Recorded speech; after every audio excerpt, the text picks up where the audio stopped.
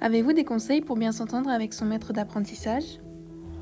Pour faire en sorte qu'il y ait une bonne relation avec le maître d'apprentissage, pour moi, ça va d'abord se baser sur la communication. Bien lui poser des questions quand on a mal compris une information.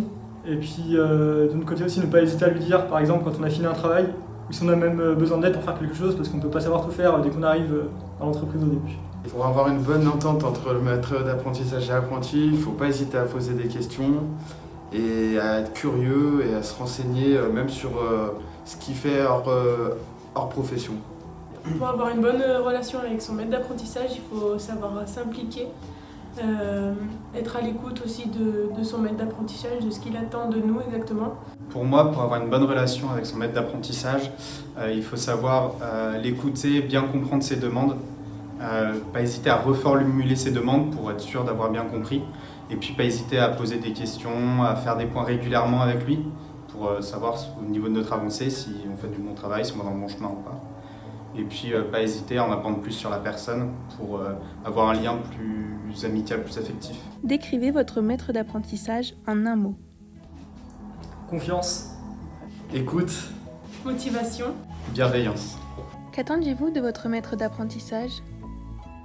Alors les attentes que j'avais vis-à-vis de mon maître d'apprentissage, c'était déjà qu'il me forme au métier, qu'il m'explique du coup en quoi ça pouvait consister, et puis aussi qu'il me donne directement des missions concrètes. Ce que j'attendais de mon maître d'apprentissage, c'était qu'il me forme à un métier et qu'il me permette de devenir autonome.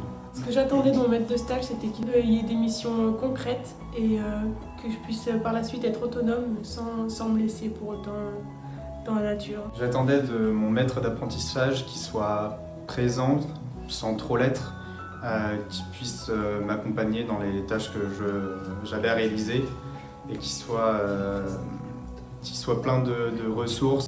Des conseils pour être un bon maître d'apprentissage? Pour moi, les choses essentielles pour un maître d'apprentissage, pour manager un apprenti, c'est déjà d'être à son écoute, pour s'assurer qu'il comprenne bien les enjeux du poste. Un maître d'apprentissage doit être à l'écoute, avoir confiance et pas hésiter à s'impliquer lors de la rédaction du mémoire et du projet. Pour moi, un maître d'apprentissage à son apprenti doit savoir pourquoi il est là et quel poste il va occuper, et pour pouvoir atteindre ensemble l'objectif fixé au départ. Pour moi, un maître d'apprentissage, pour qu'il puisse bien accompagner un apprenti, il faut qu'il soit attentionné à l'écoute de celui-ci, qu'il soit présent. Voilà.